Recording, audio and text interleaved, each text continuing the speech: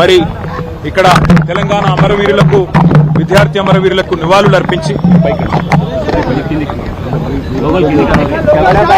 సమర్పించి ఇవాళ శాసనసభ సమావేశాలకు హాజరు కాబోతా ఉన్నాం. వాస్తవం ఏంటి అంటే ఈరోజు ఈ రాష్ట్రంలో పరిస్థితి 100 రోజుల్లో 6 గ్యారంటీలు అమలు చేస్తామని, అందులో ముఖ్యంగా రాహుల్ గాంధీ గారు మేము రాష్ట్ర ప్రభుత్వంలోకి వచ్చిన మరుక్షణమే మొదటి కేబినెట్లోనే మరి 6 గ్యారంటీలకు చట్టబద్ధత కల్పిస్తామని చెప్పి ఇప్పటికీ 2.5 సంవత్సరాలు గడిచినా ఇంతవరకు చట్టబద్ధత కల్పించలేని మాట వాస్తవం. మొట్టమొదటి గవర్నర్ ప్రసంగంలోనే ఆనాడే రాష్ట్ర ప్రభుత్వం చెప్పింది. ముఖ్యమంత్రి గారు సంతకం పెట్టారు. ఇంకా అప్పుడు తమిళిసై సౌందరరాజన్ గారు గవర్నర్ గా ఉన్నారు. వారి నోటంబడ చెప్పించారు. రాష్ట్ర ప్రభుత్వం వెంటనే చట్టబద్ధత కల్పిస్తుందని చెప్పి వారు ఆనాడు చెప్పినప్పటికీ ఇప్పటికి 2.5 సంవత్సరాలు ఇది 3వ గవర్నర్ ప్రసంగం. ఇంతవరకు 6 గ్యారంటీలకు చట్టబద్ధత లేదు. అట్లాగే విచిత్రమైన విషయం, ఇవాళ పంటలు నాట్లేసేటప్పుడు నిజానికి కేసీఆర్ గారి టైంలో రైతు బంధు పడేది. కానీ వాళ్ళ పంటలు కోతలకు వచ్చినా రైతు బంధు దిక్కులేదు. ఇంతవరకు రాష్ట్ర ప్రభుత్వం నుంచి ఒక స్పష్టత, ఒక సమాధానం లేదు. అందుకే రాహుల్ బంధు కాదు, రైతు బంద్ వేయండి, రాహుల్ కు 1000 కోట్లు, రైతులకు వెన్నుపోట్ల అని చెప్పి ఈ సభ సమావేశాల్లోనే బడ్జెట్ సమావేశంలో తప్పకుండా నిలదీస్తాం. అట్లాగే అన్ని వర్గాలకు హామీలు ఇచ్చి మోసం చేసిన ప్రభుత్వం ఇది.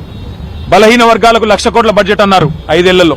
మరి 2 బడ్జెట్లు అయిపోయినాయి. 3వ బడ్జెట్ ఈ పాటికి 60,000 కోట్లు పెట్టి ఉండాలి. మరి ఇంతవరకు దాని మీద కూడా స్పష్టత లేదు.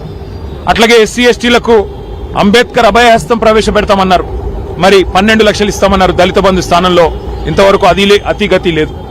2 లక్షల ఉద్యోగాల ఊసు లేదు. ఇంతవరకు 10,000 ఉద్యోగాలు ఇచ్చిన పరిస్థితి లేదు. అట్లాగే ఇక 6 గ్యారంటీలకైతే మంగళం బాడినట్టే కనబడుతున్నది. మరి మహిళలు ఎదురు చూస్తున్నారు రాష్ట్ర వ్యాప్తంగా. 2,500 100 రోజుల్లో ఇస్తామన్నారు, ఎప్పటి నుంచి ఇస్తారని. ముసలి వాళ్ళు ఎదురు చూస్తున్నారు, పెద్ద మనుషులు 4,000 పెన్షన్లు ఎప్పటి నుంచి వస్తాయని. రైతులు రైతు భరోసా కోసం, రైతు బంధు కోసం ఎదురు చూస్తా ఉన్నారు. రైతు కూలీలు నెలకిస్తానన్న 1,000 రూపాయల కోసం ఎదురు చూస్తా ఉన్నారు. ఆటో అన్నలు ఎదురు చూస్తా ఉన్నారు 1,000 రూపాయల కోసం.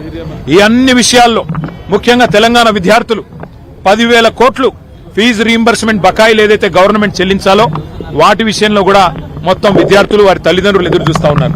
ఈ అన్ని విషయాల్లో జాబ్ క్యాలెండర్ అన్నారు. ఇంతవరకు ఆ క్యాలెండర్ లో మరి ఉత్త క్యాలెండర్ ఉంది తప్ప జాబ్లు అయితే కనబడతలేవు. ఈ అన్ని విషయాల్లో తప్పకుండా ప్రభుత్వాన్ని శాసనసభ సమావేశాల్లో నిలదీస్తాం, నిగ్గదీస్తాం. ఎక్కడ పోతున్నాయి డబ్బులని అడుగుతాం. మరి కేసీఆర్ గారు కట్టిన ఇల్లు పెట్టిన పోయినట్టు మీకు బ్రహ్మాండమైన వడ్డిచ్చిన విస్తర్ లాంటి రాష్ట్రాన్ని మీకు అప్పచెప్తే ఇలా మీరు ఏం చేస్తున్నారు, ఆర్థిక అరాచకం చేస్తా ఉన్నారన్న విషయాన్ని కూడా వారిని నిలదీస్తాం. రిటైర్డ్ ఎంప్లాయీస్ కనీసం బెనిఫిట్స్ ఇవ్వలేని దుస్థితిలో ఈ రాష్ట్ర ప్రభుత్వం ఇవాళ రాష్ట్రం ఉన్నది అంటే దానికి కారణం ఖచ్చితంగా ఫైనాన్షియల్ మిస్మేనేజ్మెంట్.